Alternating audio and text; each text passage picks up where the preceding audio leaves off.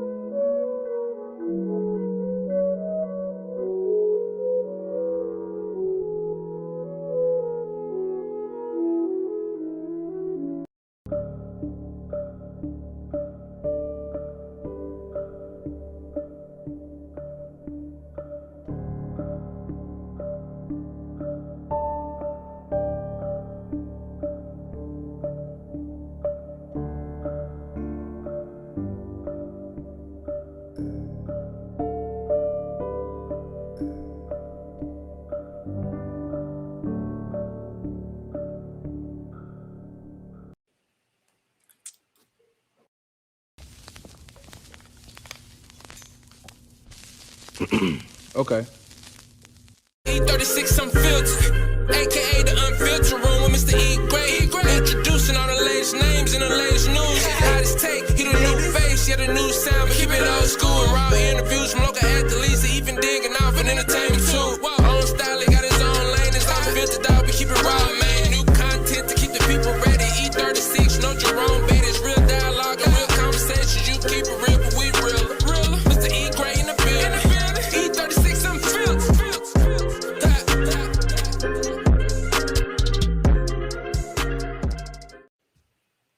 Welcome live, everybody. How you doing? It's your boy E Great from the E36 Unfiltered Live podcast show. I am your host. Again, that's E Great, guys. I hope you guys are ready for a phenomenal show that it will be today. We had to get you guys started. Sorry to get started a little late, guys. Had a few technical difficulties going on, but we are here and we're ready to rock and roll. So you guys may be familiar with this face that's on the screen here. Then again, if you're having little issues, guys, make sure you bear with us. But anyway, to kind of start a little bit of his accolade, and I don't even really have to go deep into it because that'll take another hour. We ain't got that much long for the show, all right, alone. But anyway, let's get it started here. Helen from actual Phoenix City, Alabama. All right, Phoenix City, Alabama. Got his hot career started on the collegiate level at University of Alabama as a defensive back, led from 1979 to 1982, was a part of the 1979 National Championship team, all SEC conference performer from 1981 to 1982, All-American in 1982, went on to play in the Super Bowl. Oh, mind you, also part of, I think, Paul Brown's last victory.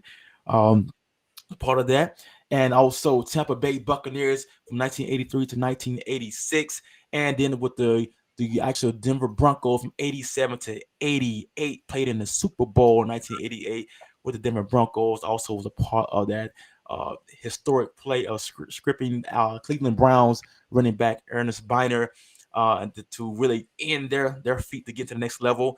Anyway, ordained as a minister in 2001, man, 20 years now as the team chaplain, and also a Jeremiah Castille Foundation that got started in 1999. This guy is what I call a living legend, truly a living legend, none other than our guy, the man of the hour, Jeremiah Castille. How you doing? Excellent, Eric. Good morning. Thank you for having me. Man, absolutely. Look, I'm just gonna be honest, guy. I'm an honest guy, so I was holding my breath that I said all this, and then make sure the volumes can go through, and it did. So yes, we winning. We getting started. All right, man. So first of all, I can't tell you how much I appreciate you taking time out of your busy schedule that is constantly going. That you allowed yourself and clear yourself to come on to my show. We've been trying to get it going for a little while, and we finally was able to get everything set up. So thank you so much. All right. Yes, sir. All right, so let's I'm go ahead. excited. It's really an honor to be on. Thank you so much, man. Like I said, a pleasure to have you here. So if you guys know in the past, I've had on a few of the Castilles in the years past. I got Tim, it's like Simeon, and I had Caleb in. So now it's got the daddy of them all, where it all started. Coach Jeremiah Castille, and excuse me, I keep on saying Coach, guys, but that's how we raised with Coach Castille, Minister Castille. So you guys hear me reference, I'm still talking about Coach Jeremiah Castille. Okay. Anyway, let's get this started, man. You had taken this kind of different road. You had the luxurious opportunity to be on ground zero on January the 10th, I think it's the day, against the Georgia Bulldogs for the second time. Man, let's take it through. What happened? What was the mood coming out of that atmosphere? Because I haven't been able to be a part of the atmosphere. What was it like heading out on a quest for championship number 19 and seeing it didn't quite get started just right, and like we wanted to? What was the mood coming into that game and as things was kind of transpiring? Well, I'll say this. Somebody asked me before the year started what I thought of our team, and I said, hey, I think our strongest quality was the character of the players. Yes. And so going into the game on that day, just the character of our players, there was a lot of confidence. And I think our players were very confident about beating Georgia again. I think the way we this type of offense that we played, the schemes that we had on offense really caused problems for Georgia overall, and our ability to throw the ball. And I think that was really affected when Jamison Williams was injured, Eric. That took, yes.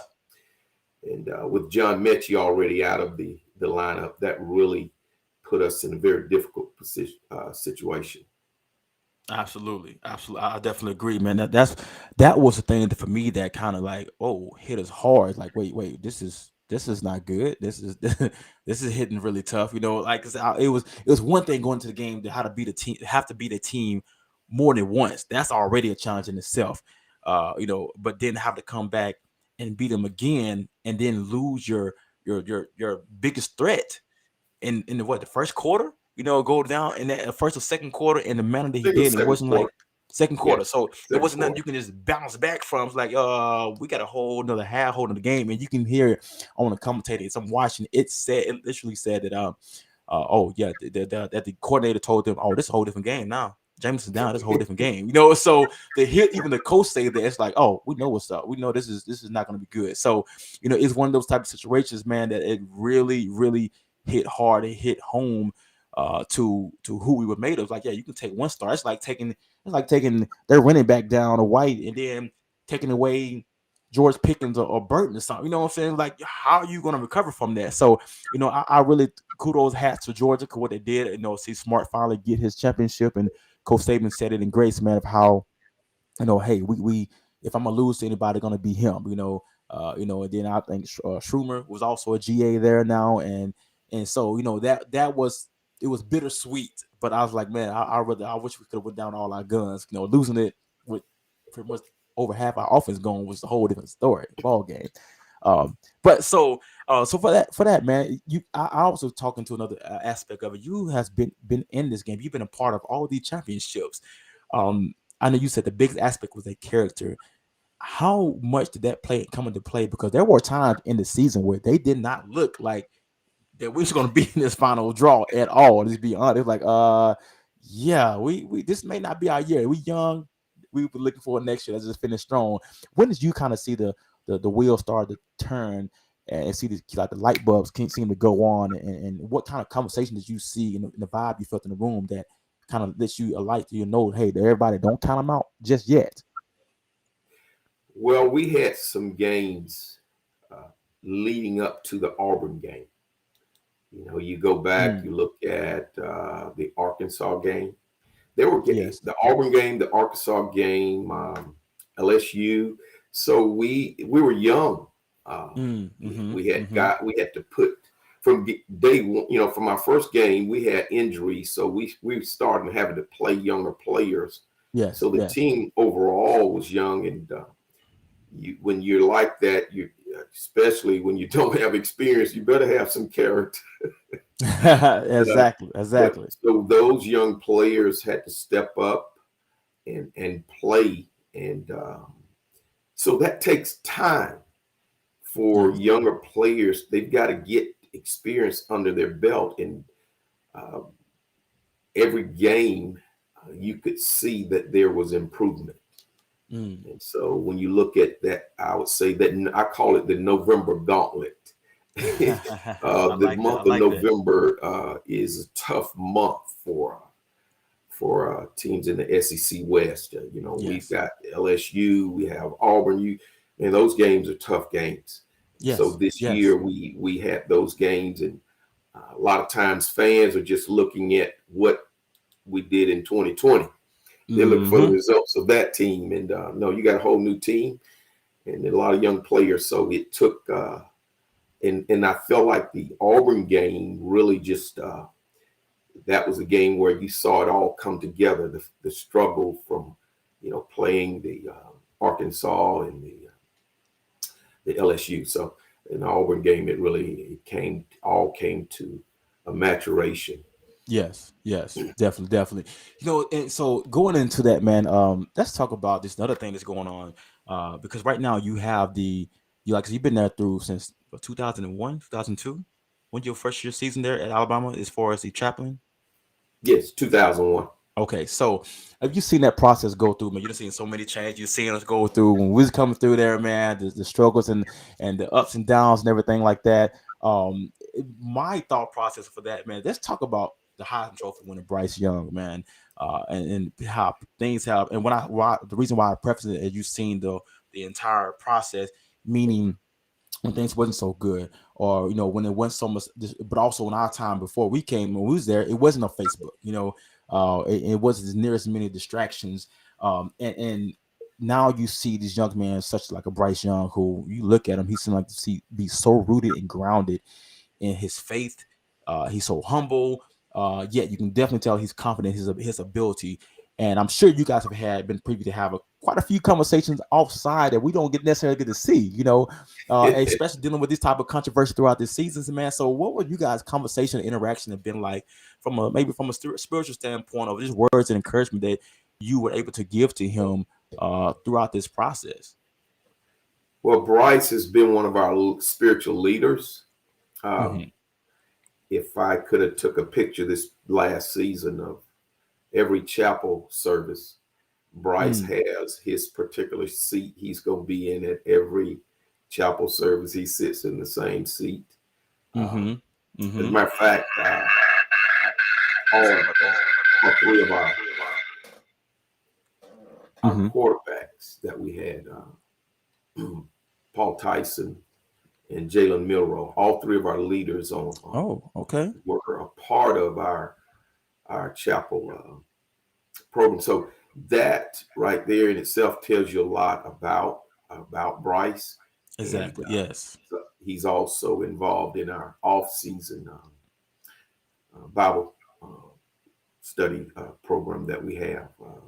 Just leadership. I call it leadership development, spiritual leadership development. So Bryce he came in and just really plugged right in. He reminds me of Tua Tagovailoa. Tua was the same way. They came out of high school with just certain leadership qualities that had already been instilled in them by the time they got to the university. So it really kind of makes my job easy, because they're already focused and have a game plan. I think that's the big. We're having a game plan for how they're going to be successful once they get to the university. And that right there is major. Like that comparison with you and saying him and Tua, it kind of reminds you of him, and that the way that for me is very, because every time I see him, I'm like, yo, he's like a Tua / Jalen Hurts, like they had a baby. Like, come on, the calmness of Jalen and the gunslinging ability and talent of Tua all into one. And for me, that to hear you say that I'm like, okay, that's ironic. I can see that. I can see that happening any given time. So I mean, I love that, man. Like I said, that young man, his poise, man, been around him so much. I can see why the team gravitated towards him, and even it being with a first year starter, being able to get to him so tight. So that kind of evolved into another thing I'm looking into, because I would always wondered, like, okay, man, Coach Castille got this much background into the football scene, definitely knowledge that's in galore. And then you played with the Tampa Bay Buccaneers. You went into the Denver Broncos, and you came up. Then you got ordained in in 2000, like 2001, 1999. 1999. Okay, got ordained in 99. Became the team chaplain in 2001, 2002, 2001. From that time, man. So, do you ever not think about getting into coach? You've been around the ball your entire life. When did I think, if not mistaken, did you coach your sons for a little bit at Briarwood for a little bit? I actually started off in college coaching at Howard University in 1990. So I started out in college coaching. You said Howard? Howard University. Okay, yes. Okay. Never knew that. Okay. The Bisons, yeah. I started at Howard University Bisons, and at that time I was married and we had 4 children. And after 1 year of coaching and looking at the hours we were putting in, I didn't want to sacrifice that kind of time away from my family. So I moved to high school coaching. Okay. And, I came to Birmingham. and was a part of the Briarwood Christian High School football staff for right at about 7 seasons. Wow. So I Okay. coached high school ball for about 7 years here in Birmingham. And then the opportunity came open for me to become the chaplain for our University of Alabama in 2001, 2002. And I really had a great experience at the university under Athletes in Action, the Athletes in Action ministry. And I wanted to come back to the university, and I wanted players to experience what I had experienced at the university. Athletes are actually, you know what? That's something I always wonder how this transition happened for you, because I'm like, you know what? Like, they would have took him with open arms, like, hey, coach, you want to coach? Absolutely, come on, let me come on in here. You know, wouldn't have been no problem with the stature you had and the clear experience. So for you, man, coming into the ministry, and this is a thing that I think that many athletes I know growing up and young have always had to balance with football and faith, and being able to be that man that you want to be, the guy called you to be, off the field and on the field. Really got to carry the hood them all everywhere you go, but also being able to still have that grit, that grind, you know, that nastiness when you're on the field and in the field of battle. And for you to not only that, you did that because you talk about your whole faith throughout the process. We're going to backtrack into that, but to talk about how you went into the position as being the chaplain after being called to the ministry. How much of a challenge or adjustment was that, man? Like you said, because you bleed crystal now. You bleed it to your core, and you know you're seeing some of these guys messing up. You doing this, doing that, man. What was it that pulled on your strings of your heart to be like, you know what, I'm needed here to be a chap. I'm needed to take on this process. And again, that's another thing that, you know, I'm sure early on it probably poured a lot of time from you after you already been with your family for, you know, many years going and playing ball. How was that? How was that process of making that decision to come back to Alabama to be the full-time chaplain, and the challenges that you saw yourself getting into when it, you know, embarking on that journey?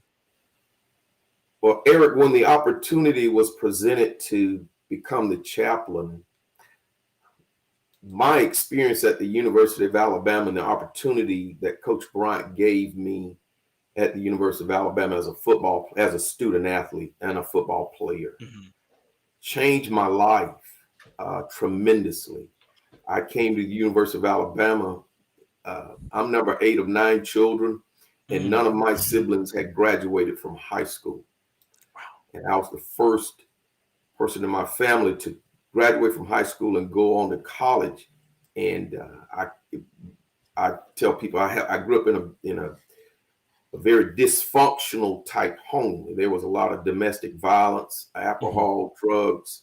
So statistics say I should never graduated from high school. I should have been a dropout, all those things. But football was God used football, the love for the game, and me wanting to having a vision to go on to college. And so when I got to the Alabama and the success that I had based on the opportunity Coach Bryant gave me, not just the football success, but the spiritual grounding that I and the spiritual experience I had to grow in my walk with the Lord. My life was tremendously impacted at the University of Alabama, and I like to tell people that I am eternally indebted to the place. That's the kind of impact that it had. And so when that opportunity came for me to be able to come back and give back, that's really the bottom line. Was I wanted to be able to give back, and I wanted young players that were coming in at 18, 19 years of age to have the experience I had, because I got married at 22. And the reason I was able to get married at 22, the experience there just really grew me up academically, athletically, spiritually. So I went into the NFL as a young married rookie. And, my wife and I have been married going on 39 years today. Wow. And you know what? It's funny you say that. Let's talk about the marriage and getting married at such a young age. Kristen, I can't think of her. We call her Miss White. Her name is Kristen White.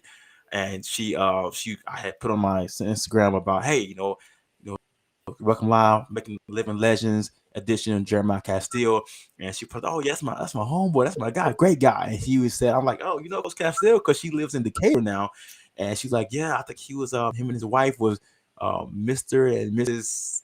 Phoenix City or something, the high school. Basically, y'all pretty much like the Mr. and Mrs. homecoming queen, so to speak, whatever, going to your senior year. I like, so they're really like sweet high school sweethearts, you know, from the beginning. We So go back to high school. yeah. And most time, you know, the experience. You know, you've been around long enough. Most time, that does not end well. That it doesn't end as a happy ending to make it work and everything. So, you know, to see that happen, man, was like, oh wow, okay, that's a beautiful element of it. So I'm gonna ask you this question, kind of go back in the hands of time. When did Jeremiah Castille really? When did it hit you that bug? Like, oh, I'm pretty good at this now. I'm a pretty good guy, pretty good ball player out here. And was it in basketball? Because some people find out first love was basketball or baseball, and then football comes later, whatever. So for you, what was your first love that really, boom? Did you really that light bulb went off there? Okay, I'm pretty good. Well, I started playing in middle school. I was in high school. I lettered in 3 sports. I lettered in basketball, track and field, and football. And actually really loved basketball growing up. And so I played all 3 sports in high school. Eric, I had a teacher. I had a middle school teacher that I was playing basketball in middle school, and I still remember the school we were playing. It's Talbot Road Junior High, and the game came down to 1 second, about 1 second on the clock. Hey, let's go. And the players run to me. I shoot the ball and hit the winning basket as the time is running out. The buzzer goes off. And my middle school teacher, her name was Miss Yeager. She runs up to me. You know, we just, you know, kids, we jumping up and down. And after the game, and she runs up to me. And she gives me a prophetic word just in the midst of us celebrating. She gave me a prophetic word. She says, Jeremiah, one day I'm going to see you on television. Oh, okay. And God planted that seed in my heart. I received it. Boom. It's like yesterday I can remember it, Eric. And when she said that, it was done. I expected, it gave me a confidence, and I expected success from that day on. I expected to win whatever I put my hands to. It just was a powerful prophetic word Miss Yeager and I had a relationship.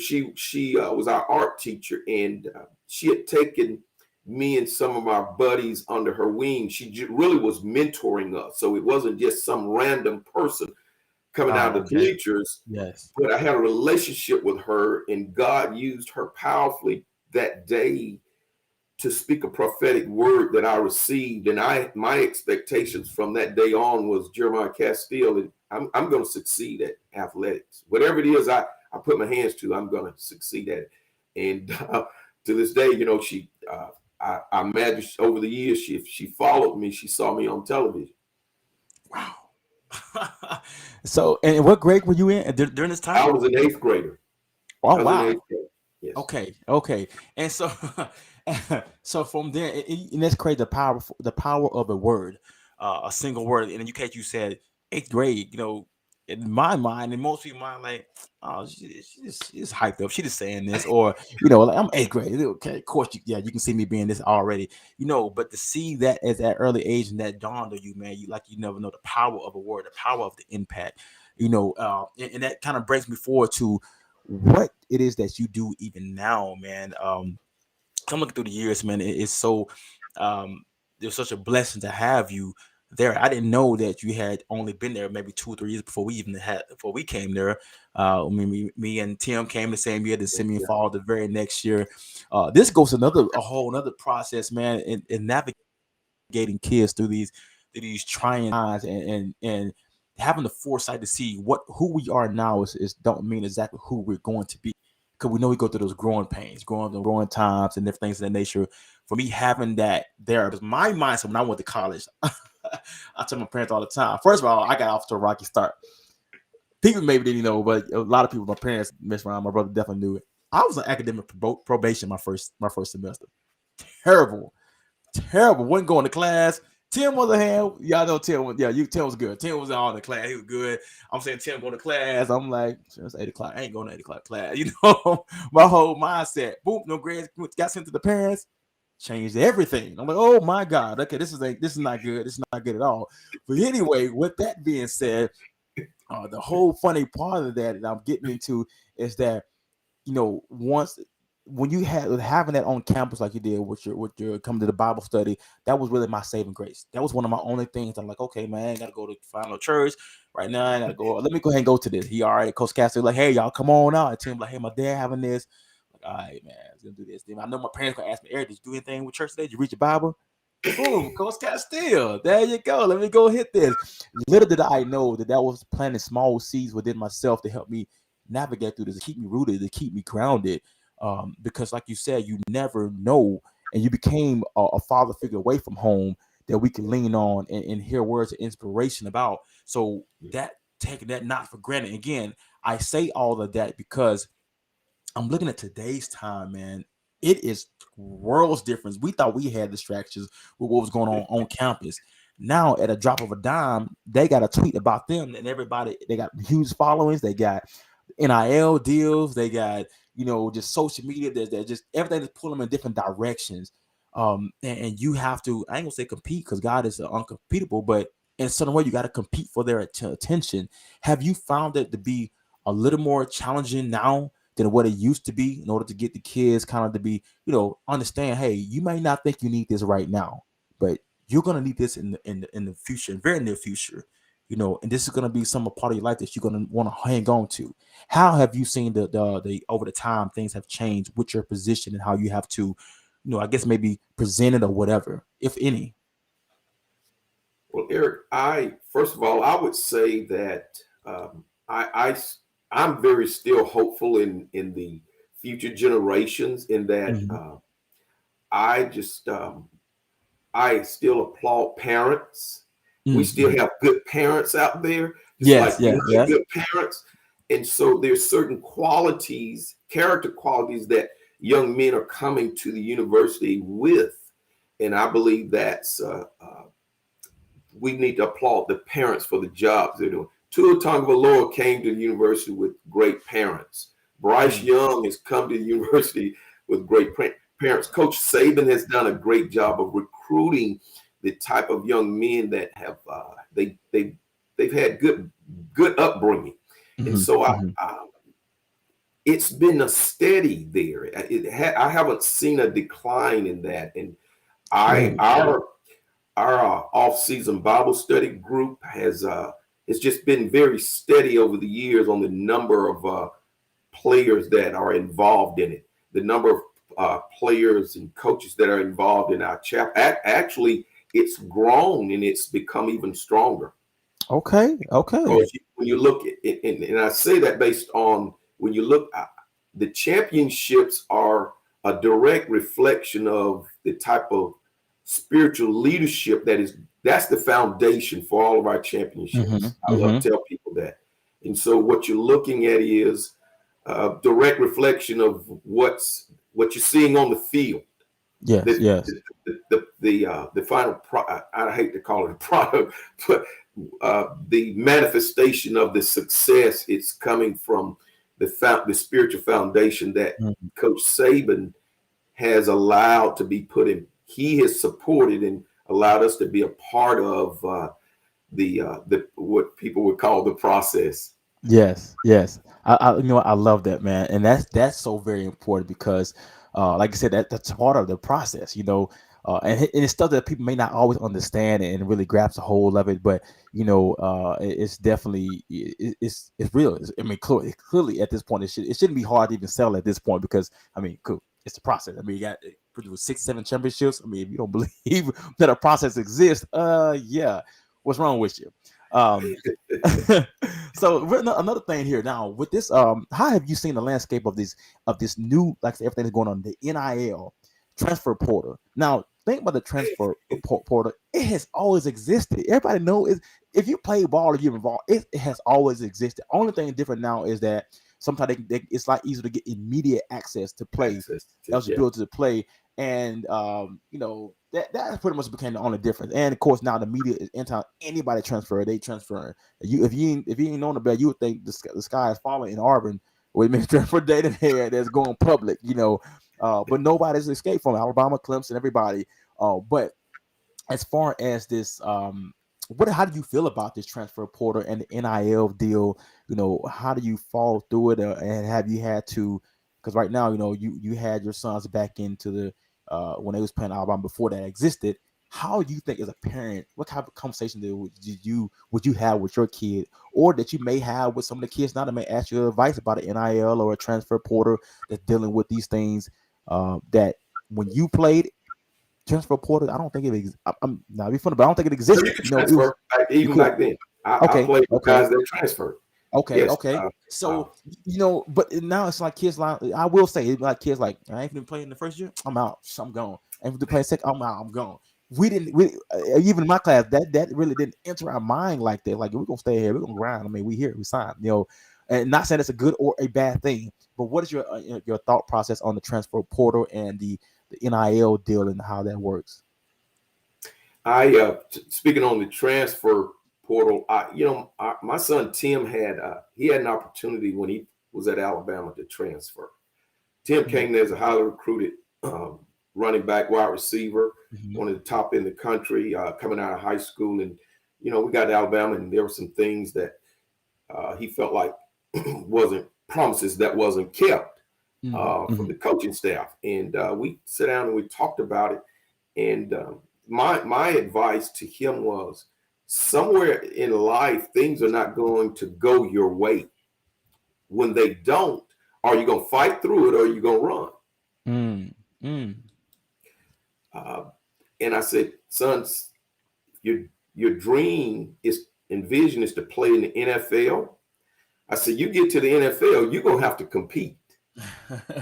Yes, sir. I said, so when these young men are running from one school to another, I said, wherever you go, you're going to have to compete. And especially in the NFL, because they're paying big money. So somewhere in life, you have to make the decision that you're going to fight through that circumstance that seems to be difficult at that point. And so he took my counsel and advice, and he stayed there and ended up being a free agent in the NFL and actually playing for several years in the NFL. Yes. And the whole thing is, you're going to have to compete. And that is not just football, but that is life. So when we come into a situation, an obstacle, that's something that may seem difficult in life, what I like to share is, hey, don't be so quick to run from it, but to press in and press through it and let it make you better as a person, make you stronger. On the NIL, I am for that. I believe that these universities, especially a lot of your Division I, the money that they have made off of athletes and have been into, just to label it, hey, they're amateurs, and everybody else is making money. The institution is making money. That's not fair, because a student athlete can come to Alabama and work and earn money.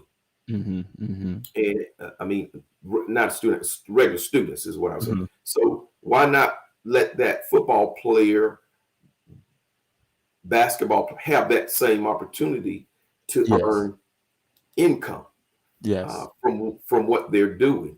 And I think that, to me, what the good side of it is this, that at 18, when a young man leaves home, he's really coming into the job world.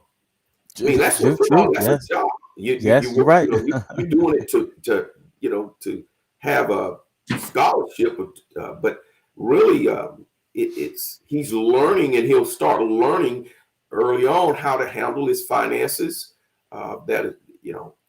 Some people are saying, well, hey, it's going to ruin them. Well, it's a job. And it really is. And we can't, we're asking people to go out and do a job and they not get paid. Hey, yeah. That's unheard of. Like, wait, you want me to do what? And I'm like, yes. So essentially, it's pretty much the same exact thing. Oh yeah, do this and put your life on the line. As a matter of fact, for this, and I see I put down and highlighted Tim telling you the true story. Like, hey, the story you guys had about him considering transferring, and that's cool. I never knew that. I never knew that conversation was ever had, man. And it goes back, man, that the support having that on. How difficult was that for you? And this is another thing, go another level, because it's one thing to have your parents hundreds of miles away and not know what's really going on, to see what's going on, but you was ground zero, as I would say, and seeing that you was in the recruiting process when they getting your son to come there and sign. Yes. So what was said, what wasn't said, what was promised, what wasn't promised. How he practiced, how he don't practice, and to see things not playing out like they said. Like, hold up now, yeah. So when your son come to you, it wasn't like, yeah, son, you right. No, you lying, son. No, I see this firsthand. So how difficult was that for you to, what was the type of challenge that you had to do to push yourself in a place where you're not being necessarily biased for your love for Alabama or for your son, but really stating the fact, like, yes, son, you are right.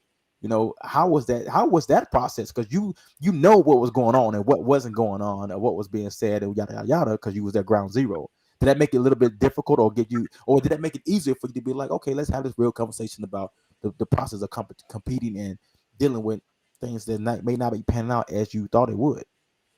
Well, Eric, it was difficult emotionally, but at that age, I learned you don't live by your emotions.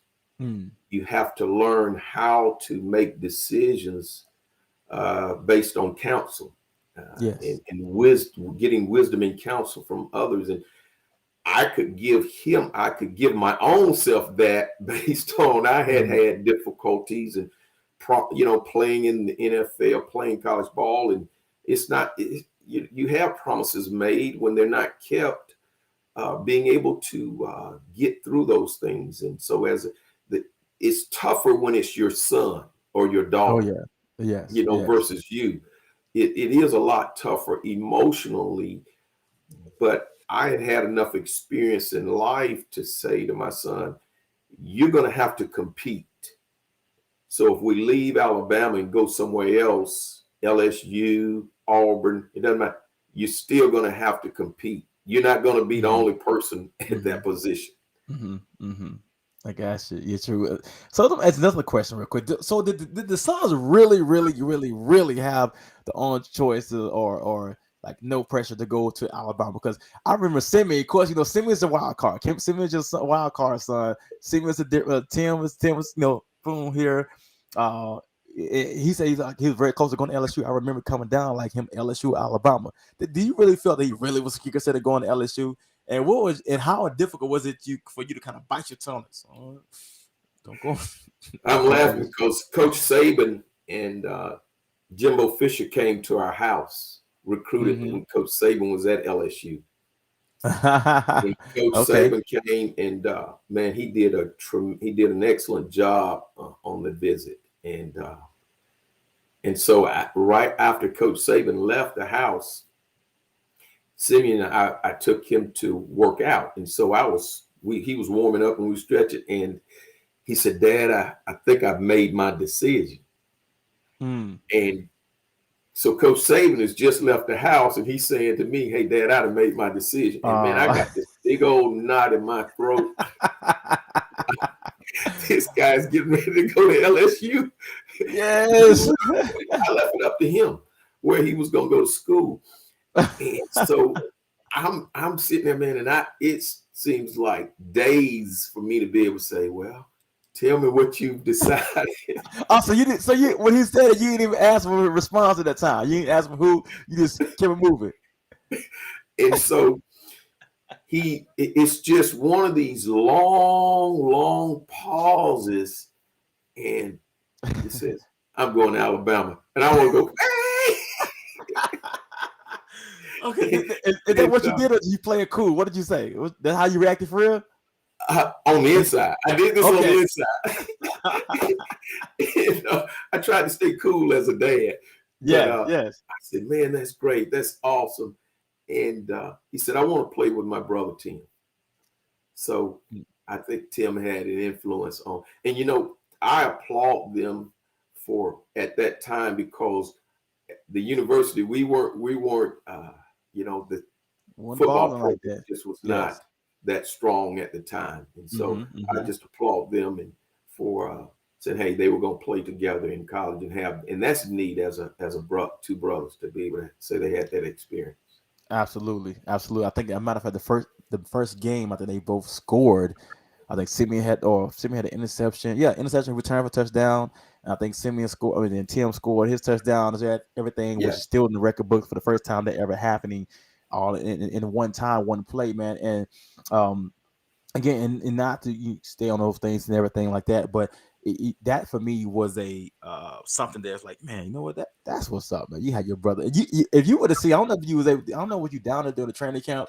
When I tell you, Simeon, like it was no chill. Like we like, okay, everybody gonna hear. We know Tim about 240, 250, and Simeon be the only one, the main one. I want my brother. I want that big sucker. I want him right now, 1-on-1.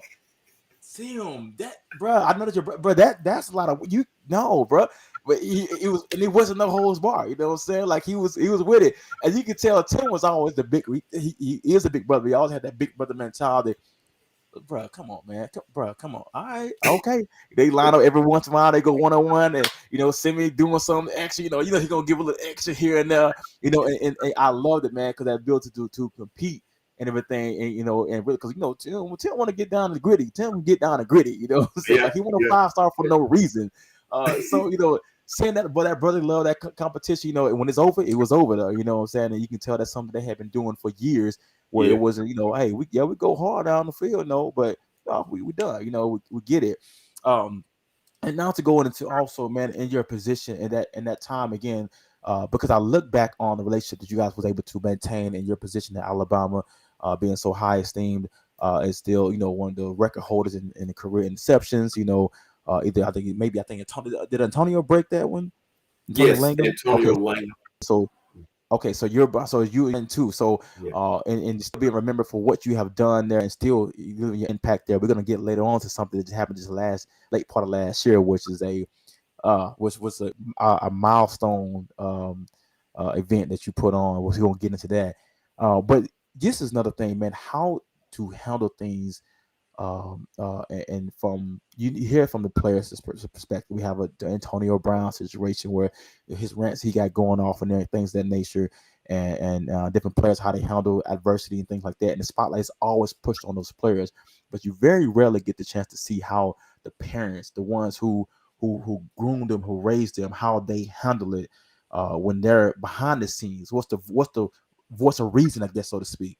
So I'm reminded to go back into Simeon's first team All SEC 2006 preseason, 2007 All SEC, and he's a wild card. He ran into a little problem back in the day. It really was completely nothing. I remember us being in the locker room laughing like, man, this is crazy, man. Really for doing that? Because it was just horse playing. But anyway, 2 a.m. in the morning back in the day, he ended up getting arrested. I think he was playing him and Rashad, and they was wrestling in there with Caldwell and them. Nothing major at all.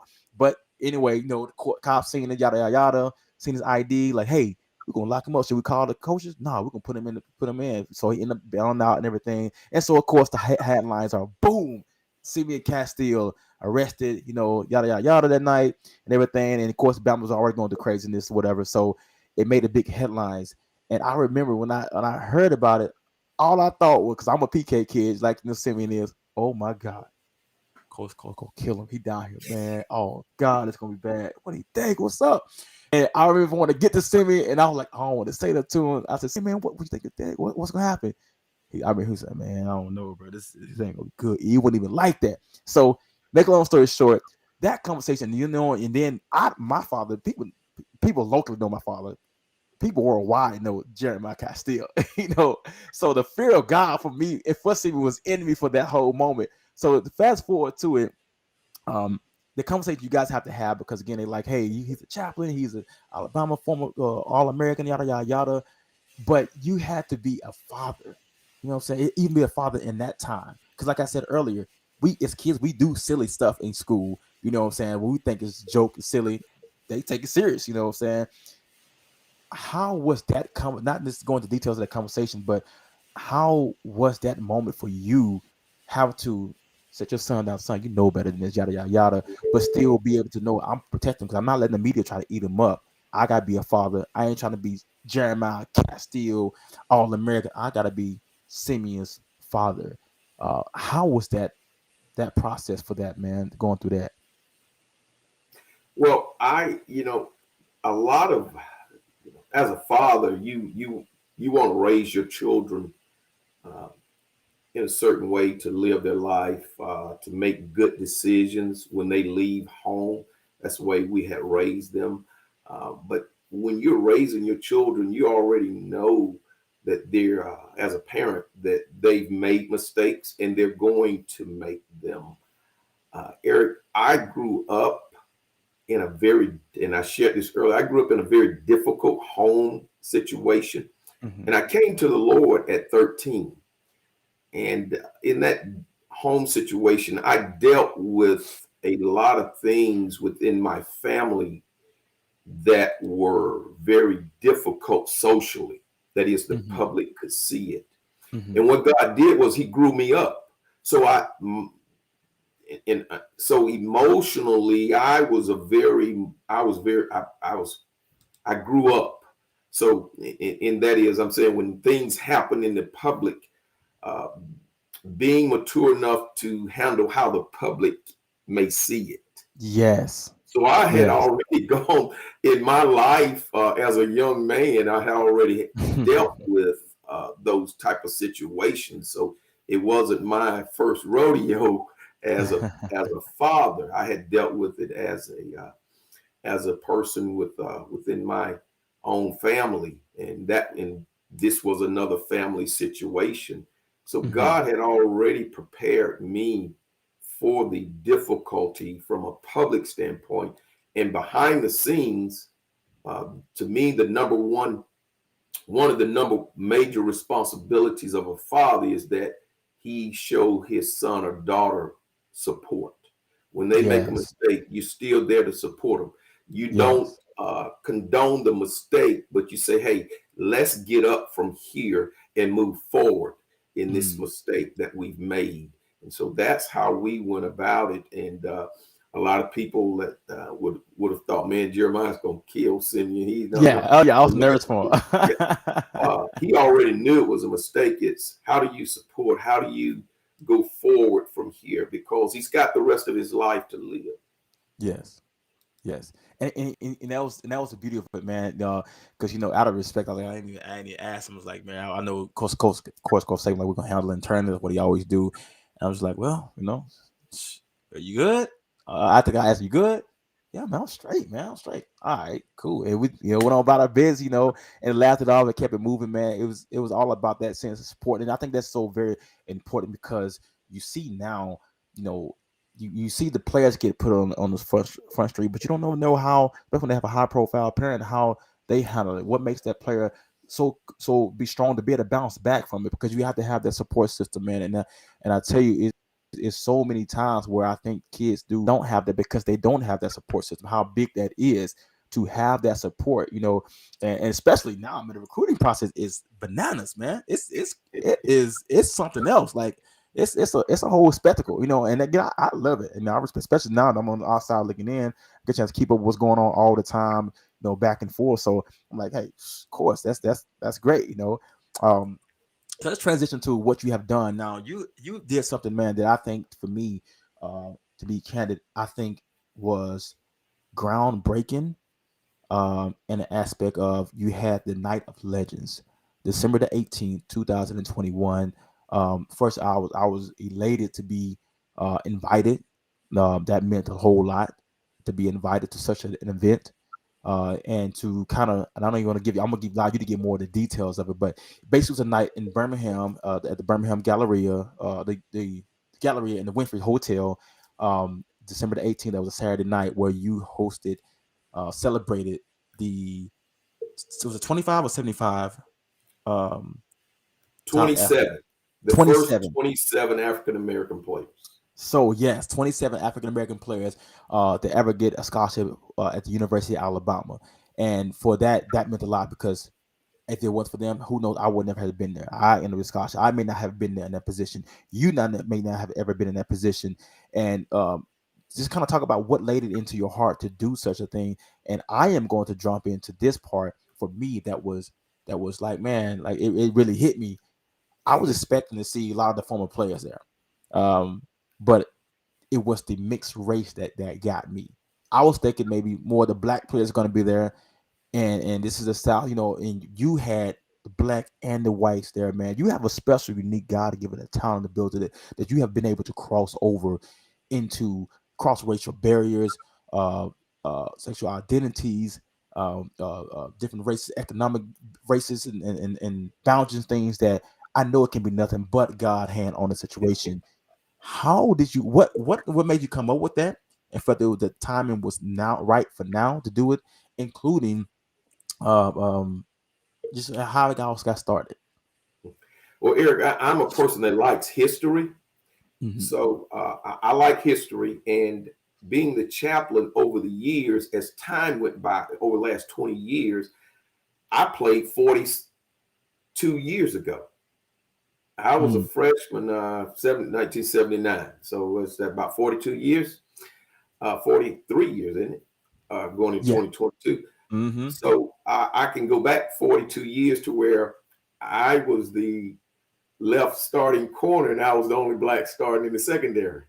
Wow. And then if you fast forward to now or the last 10, 15 years, for me to see the transition, to see how things have changed. And then if, being on the sideline and maybe sharing that story with a young defensive back that, hey, when I played, I started in 1980. I was the only African-American starting, and their eyes get that big, they're like, wow, they can't imagine that. Yeah. And so how do you educate the generation of today of, hey, it hasn't always been this way. So that's what God started using in my heart was to, hey, this generation of players today need to know what is the foundation and who are the players that open the door for what they're enjoying today. I said this, I said, my mother taught me something as a boy that when somebody does something for you, you say thank you.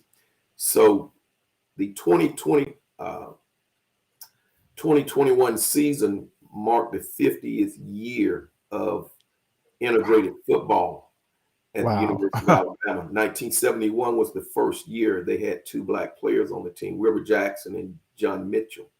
And so the 2021 season made 50 years, and we wanted to celebrate that. What I wanted to do was recognize what I call the righteous act of the University of Alabama, honor the coach, the Bryant family, and honor those first African Americans that paved the way for so many of us and the championships. And so that is what I wanted to do that night, and we were able to celebrate it in a powerful way there at the Winfrey on December the 18th. And I tell you what's timely about it is we did that celebration, and within a week we had two honorees that passed away. Are you? There was actually there that night. One of them was there that night. One of them was already sick. Mike Washington was already ill, but Willie McCray Jr. actually passed away of a heart attack about 2 weeks later. What? Wow. Okay. Wow. God rest his soul. That see, you never know that time. That time, and guys, for you guys who were not able to be there, it was phenomenal. It was major. I'm talking about Paul Feinbaum was there. Pretty much hosting the MC. Paul Feinbaum for the night. Yes. Coach Saban did a tribute as well. Many of the other players that couldn't even make it was also on the screen. I mean, the outpour and support, man, and the setup was nothing short of just phenomenal. Coach And Dabo Sweeney was there.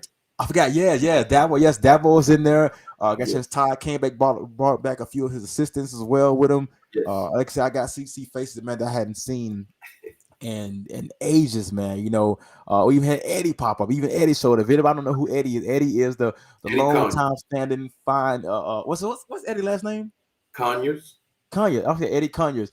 It's been the referee for our practices since forever. Since I think he was there with Paul Brown was there as right at about 60 years. Wow. Okay. It's on the other side of 55. Wow. Years. So that's what I'm saying. So Coach Castille was there when Coach Castille was playing. Like this guy has been around, and he came dressed in his flag uniform, his referee uniform with the flag and everything. I had a chance to get the picture with him, man. So that whole deal was beautiful, man. That was a beautiful process. So how far back did you guys start planning this?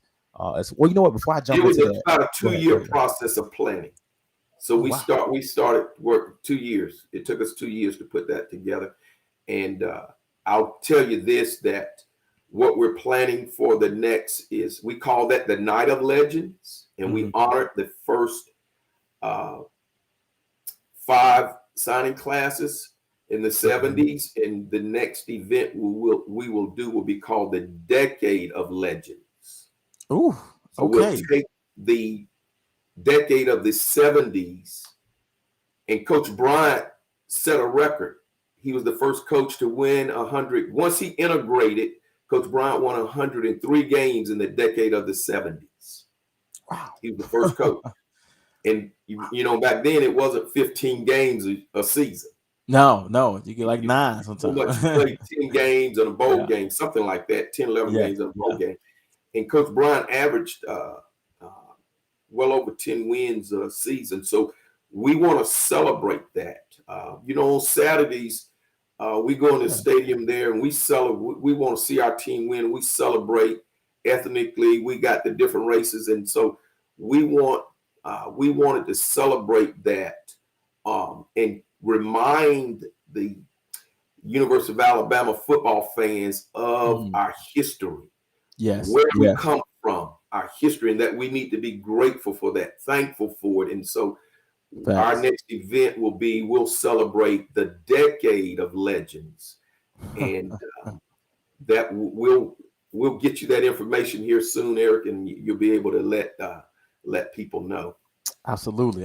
So can we kind of expect that that's a 2022, 2023? Right now we're planning 2023. Okay. All right. Well, definitely I will be in the house for that. For sure. So we had a couple questions from the audience real quick. Want to kind of chime them in on this year. Kind of ask you some questions. Do you ever face any serious injuries during your playing journey? Anything like that? Well, we haven't talked about injuries, but that is definitely a part of the game. Eric, I just tell people I was tremendously blessed. I just never really faced any serious injuries. Really college, little minor injuries, but I never had to have surgery. My first 4 years in the NFL, I didn't miss a ball game.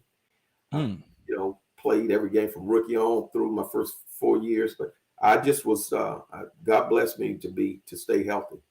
Wow, you winning with that. I'll tell you, when I always look back on it. Kind of ask you guys, for me, I didn't have no serious injuries either, but I had a very nagging trouble injury called hamstrings, pulled hamstrings. If you know me, if you've been around me, played with me, coached around me, Coach Gray didn't have the best of hamstrings, which was hampered me for forever, so still after that, I got to make sure I stretch out a little bit, actually, a little bit more than the average Joe, because them things, man, I'm telling you, it can take you down through there. But when I go on back into this is another thing real quick I want to tap into real quick before we exit out. Is talking about a little NFL, a little playoff ball, man, a little playoff ball going on. So you started with the Tampa Bay Buccaneers. Start with Tampa Bay, then you journeyed to Denver Broncos. Yes. So what's going on down what all that's going on down in town. I know now it'd have been great if we had it when they were still playing. They recently got knocked out. Man, how much do you have a good chance to? What's your heart? Is your heart with Denver or Tampa or neither team at this point in Both. time? Both. Both. How you gonna say how's it both? How you got both? Because I played for them both. One team drafted me, and the other team I went to a Super Bowl with. And I tell you, I really like Tom Brady.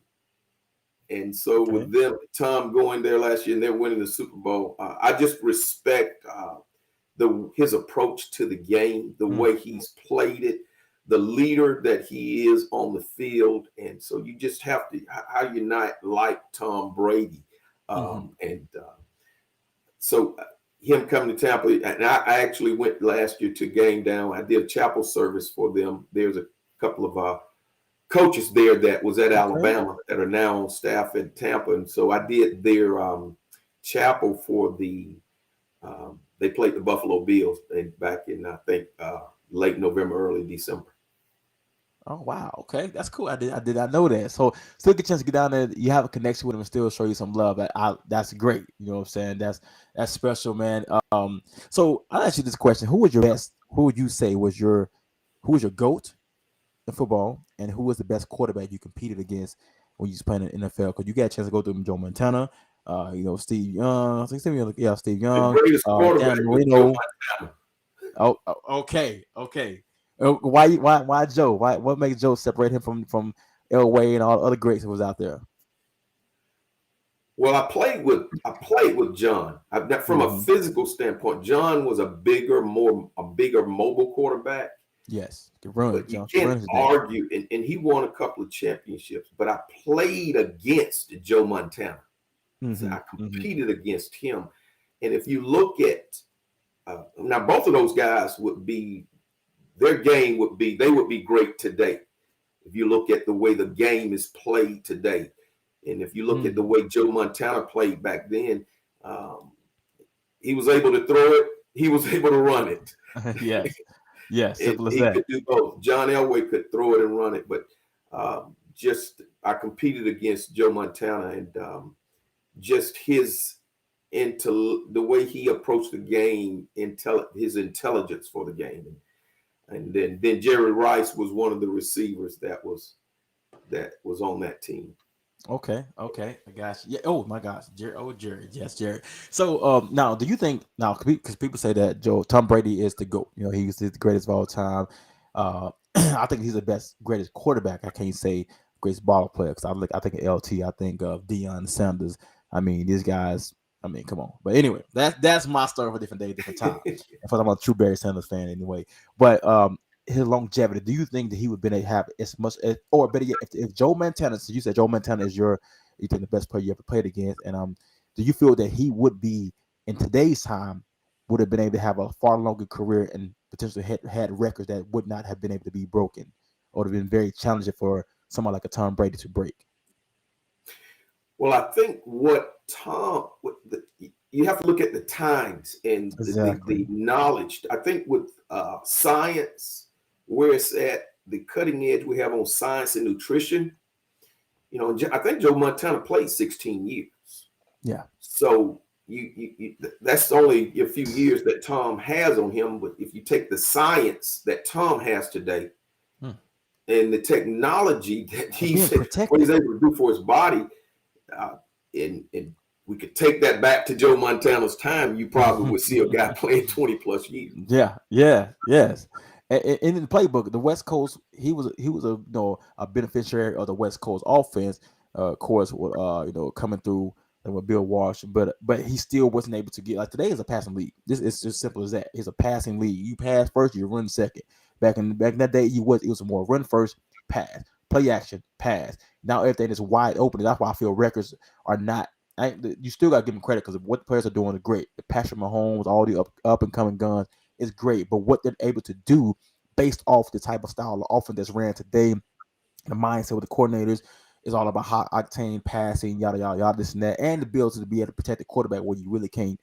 I don't want to say breathe on them because that sounds like the game is still not physical, because it is, but the protection of the quarterback it leans towards having a longer career, which is great because again, like you said, with the signs come into play, you got to know that certain things you can't, certain hits, these CTE is real. All these injuries that has compounded is very real. So you have to protect these players to be smarter because the players are bigger, faster, and stronger than they were even 10 years ago. So I understand that, but that's for my thing when I look at because Tom Brady, I'm a major fan of, a big fan of, because I think I'm finally into that stage where that's the last one of guys I grew up watching. That's the last. It's pretty much the last one. Big Ben is done. Breeze is done. I remember watching Breeze in college. Before I got to college, and now you want to see those guys hang on as long as they can, as long as they're productive as well. And so I think that got me rooting for him. It just in general, because I'm like, yo, I need Brady not to. You talking about if he's gonna retire this year. No, don't leave. We need you to go ahead and win one for the Gipper one more time. For the older hands, what I'm saying. Then you can go ahead and jet on up out of here. But we don't want you to leave like that. And I was not always like that about Tom Brady. But as I got older, I started to appreciate how he do these things because at 37 now, I get out the bed, I'm feeling good, but I got to get my hours of sleep. If I go back in the day, if I go 4 hours of sleep, 20, I'm waking up, let's go run. I get 4 hours of sleep. I need Jesus, coffee, a Red Bull, everything that's in the world. You know what I'm saying? It's just different. So you would have a far more greater respect for what a player of that magnitude, playing at that level, can do. But that's kind of I also want to ask you. Who is your GOAT? When it comes down to the best player you ever dealt with. And the last one before we end this real quick, I have to always ask. I know maybe that basketball is your thing, but LeBron James, Michael Jordan. Come on, legendary Castille. I'm a Michael Jordan. I would say Michael Jordan is now between those two. But now, if you ask me who I thought was the greatest, I would say it was Wilt Chamberlain. Okay. So you go with the extra old guard. Okay, let me hear your reasoning. For numbers, go look at Wilt's numbers. Okay. And that's something the media does. The media don't give you Wilt's number. They'll talk about Michael's 6 championships, but we're saying the greatest. So I'm not just factoring in championships. I'm talking about when you pull up the number, Wilt Chamberlain's numbers, they're in another universe. Yes, me a whole nother stratosphere. This guy was dumping it in a whole different I'm not like he was dumping it against. Now I'm gonna be the devil's advocate on that. But the guys was like, he was like 6'11", they like the taller one like 6'7". They had nobody compete with other than Bill Russell. He put a 100-point game, man. Was 7', 7'1". God, man, goodness. Yeah, he would definitely had his time. He's somebody who could have played in any era. I believe that in any era. I will say that. So, because the athletic ability, like I said, it's so hard. It goes back to what you said. You take the nutrition, you take the scientific knowledge. Now, the years that he did play, this thing, that guy would have been stronger. He'd have been faster. He can jump high. He would have been able to jump even higher. Probably even run even faster with the technology and the training. And and especially if he can. You don't have a player in the NBA that averaged 50 points a game. Wilt Chamberlain's the only man to do it. I give that. Absolutely. Go pull the numbers up. That's all. If you pull the number, and you don't hear people talking about, but if you sit and think about 50 points a game in a season. Yeah, that was crazy. That was crazy. That's why I see it's another universe. That was crazy. That's kind of the same argument I have when it comes to. I would say, then if we cut down on Wilt Chamberlain, his bedroom escapades, he probably had another 10 years in the system compared to with the record he said he set in the bedroom. I'm like, my Jesus, son, how do you get up and play every day? Anyway, there's a whole nother story. So, but that's kind of what I say about Michael Jordan. He's still gonna be my guy regardless. But I'm like, the things that we see Michael do now, that we saw Michael do then, these kids these days doing it in high school. Not with the athletic ability, the way he shoot, the jumping from the free throw line. Like, you wasn't about to jump from the free throw line in high school slam dunk contest, but they are now. Been doing it for quite a while. But anyway, that's a different story for a different day. We're gonna get back and finish it up, man. So what I want to get in, we're gonna culminate it with, man. What is the future for Coach Castille? Now, what can we see? We know we got the decades coming up. Any chances of the This is another one, guys. Is dope, man. Another opportunity he always presents for us, his former players, man, is the Castille character camp. Fun, guys. That you I will tell you that that's how I appreciate those more and more every year. Could get a chance to get back and get with the kids, man, and get back on that field and you know you're gonna be able to sort yourself because you got to be moving a little bit, you know. So what can we look for? Is that coming back into the play? I know things are crazy. We plan on getting those started back up in 2023. Okay. And Eric, I just want to say thank you for being a part of those camps and the influence, the impact that you've had on those young campers over the years. I've enjoyed it, man. You make it easy for me to do it because you bring the right character, and that is so important to the next generation of young athletes, and just being able to bring in coaches like yourself to be a part of our camp. So we look forward to getting those rolling and being stronger than ever starting in 2023, the summer of 2023. All right. That's great, man. That's what we're going to love. I want to hear. Definitely excited to get back into that, guys. So you're going to be seeing many more things, of course, coming from Coach Castille. If you already haven't, let me make sure and get change this camera up for me real quick, guys. Give me just a quick moment. Let me change this up. And we'll be right. So yeah, so we got coming up next, guys. I want to make sure you guys keep in mind we're going to have some more things happening very soon. Get my easy camera, and I should be back into the mix. Yep, got me back in the mix. Okay. So also, guys, 20. Don't say. Okay, yeah. So we got that coming up. We also got Coach Castille is going to be, like I said, getting the camps going back up, guys. It's going to be all over the place. You can be at a chance to make the announcement so you can see the different location that the character count will be there, and if God willing, I'll definitely will be there, a part of that as well. One last thing, also, guys, I think you got Simeon. We spoke with Simeon. Simeon now is also featured in a movie, the Kurt Warner story.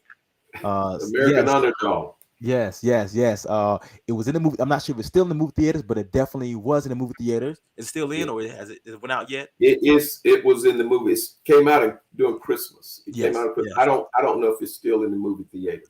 So you guys get a chance, man. It's a great movie. Got a chance to peep it out myself. To go, make sure you guys check that out, guys. If it's not on there, it's gonna be on video on demand, YouTube. You guys can get it Amazon, different places you can see that on. Also, Caleb, his younger son, also is now has blown up, man. If you hadn't seen the Tony Nathan story, the original is called Woodlawn. Yeah, Woodlawn. That's his first breakout role, on the leading role. Had a few years back, and now also he's on NCIS Los Angeles. Yes. So that comes on, guys. So make sure you guys check him out, man. Support the cast. Sunday nights, 8 o'clock, guys. Sunday nights, 8 o'clock. Check him out, man. He's on there with LL Cool J, man. You know, so blessing to him, man, and everything he's going in his transition that he done popped off into his career. I love it, man. He's a guy I look up to in the industry now as well. But yeah, and his great family, man. Miss Castille, Miss Jean Castille. Thank you for allowing for your husband to be on this platform and do what he do. You know, because I know he take a lot of time. I know it take a lot of time to be great and do what he do. So appreciate you as well. I know you chimed in a little bit early as well. Okay. Yes. Amen. It's been a pleasure, Eric. Absolutely, man. Absolutely, man, God. And you also, if you want to go follow Coach Castille, you see him on the bottom, Jeremiah at IG, Jeremiah Castille. All right, then also it's going to be Facebook, Jeremiah Castille. So you guys can go look him up on the Instagram, Facebook. I don't know how active he is on those as much, but definitely go check him out and everything, man. Follow what he's doing. Any last words for you? I'll just tell people, hey, stay focused, stay faithful, and stay humble, and the God of heaven and earth will raise you up in due season. That's my favorite little quote, man. I love it. Stick on for a hot second, Coach Castille. We're going to sign it off here, everything. We appreciate you guys. Again, once again, this is E36. We're going E36 Unfiltered Live Podcast Show, guys. I'm your host, E. Gray, for another great edition. Living legends, making of the legend. That is Jeremiah Castille. Thank you, guys. Be blessed, all right?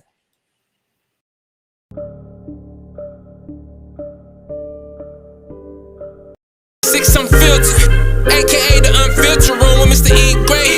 Introducing all the latest names and the latest news. Hottest take, he the new face, yeah, the new sound, but keep it old school and raw interviews.